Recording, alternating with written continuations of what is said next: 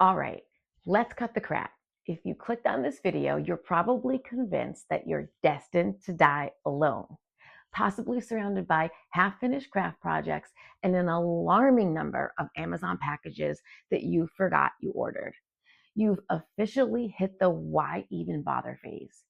Dating feels like a soul-draining, cringe-filled experience in disappointment. People have ghosted you so hard, you're starting to believe you're actually invisible. And at this point, you're so done, you might as well send out the invitations to your imaginary wedding with solitude.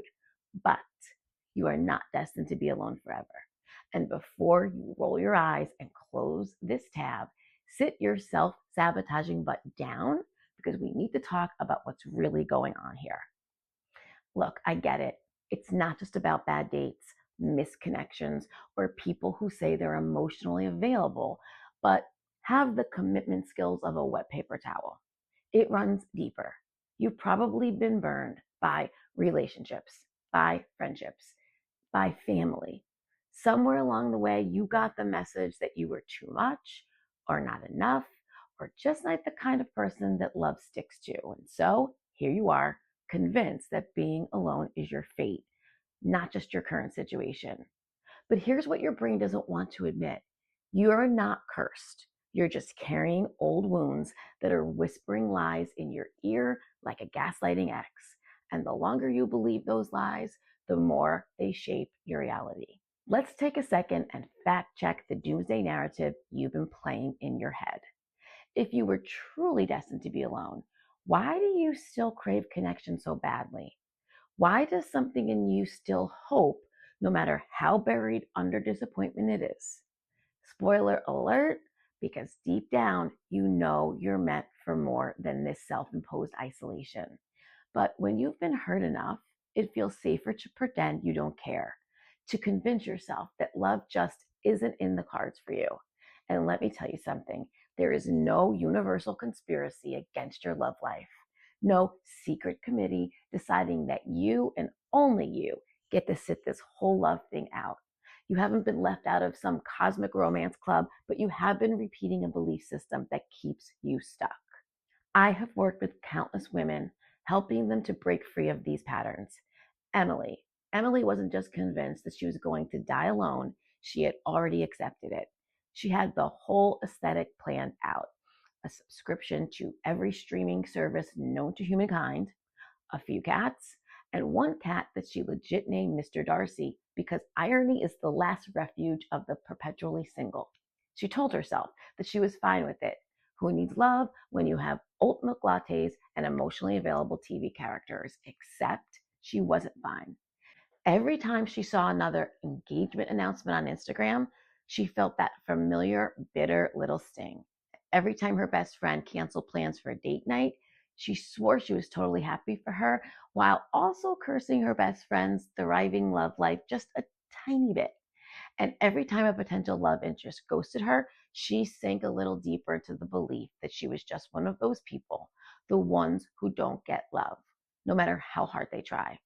Emily had swiped, texted, and emotionally invested in more unavailable men than she cared to admit. She had dated the guy who said he wasn't ready for a relationship, but still wanted all the benefits of one. She had entertained the bad texter who somehow had perfect response times for his fantasy football league. And she had even convinced herself that if she waited long enough, proved herself worthy enough, and became exactly what they wanted, then maybe she wouldn't be alone.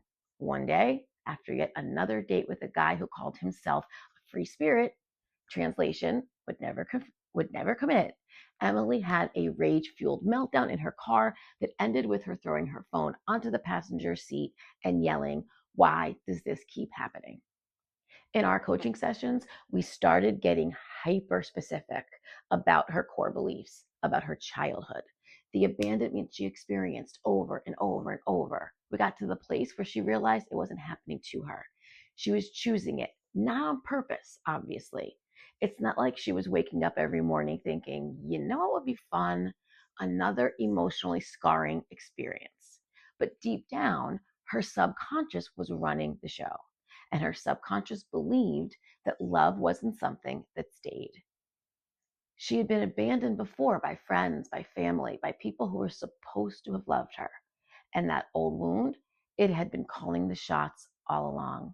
So she made a decision, a real one this time. No more chasing, no more twisting herself into a pretzel to be chosen, no more accepting breadcrumbs and calling it a meal.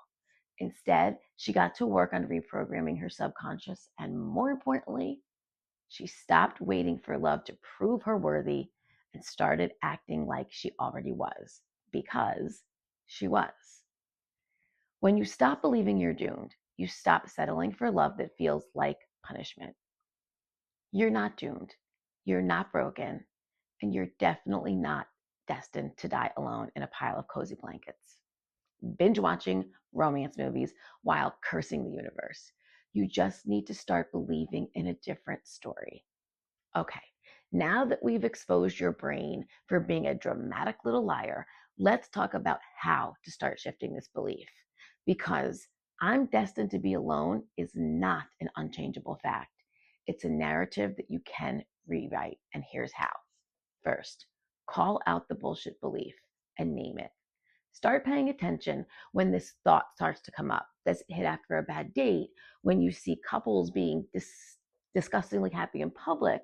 When you remember that one ex that made you feel like trash? Once you catch the thought, give it a name. Call it your lonely bitch voice or the bullshit whisperer, whatever makes it easier to separate you from it. 2, flip the script.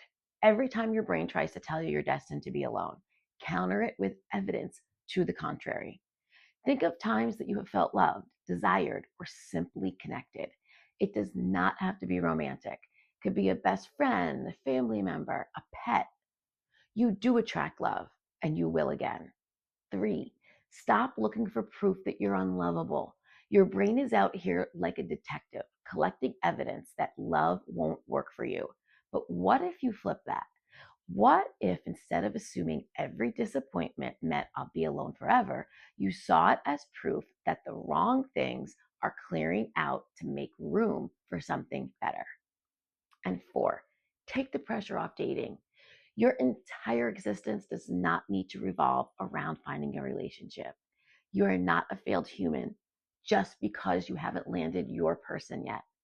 Reconnect with yourself, build a life you love, and watch how much easier it becomes to attract the right people. Desperation isn't cute, and you deserve more than settling just because you're tired of waiting.